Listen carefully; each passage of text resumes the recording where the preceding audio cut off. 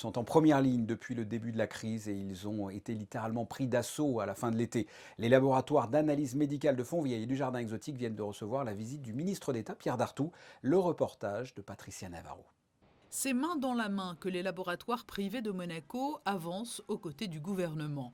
Pour faire face au raz-de-marée de demandes survenues à l'heure de la rentrée début septembre, ils ont reçu un renfort de choix avec le centre public de dépistage installé à l'espace Léo Ferré, indispensable pour répondre au mieux à toutes les demandes. Les capacités d'analyse et les capacités de prélèvement sont arrivées à saturation, que ce soit en France ou que ce soit à Monaco.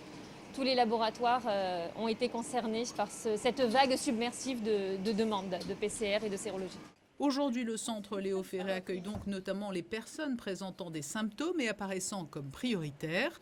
Les laboratoires privés absorbent le reste de la demande.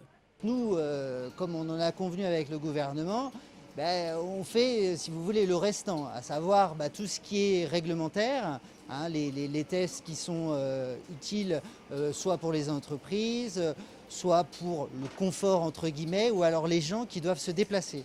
Hein, donc on essaie évidemment, s'il y a des urgences, on est là également. Hein. Et c'est ainsi que dans ces laboratoires sont réalisés quotidiennement des tests sérologiques et pas moins de 75 tests PCR. Ce dernier chiffre devrait rapidement monter à une centaine par jour.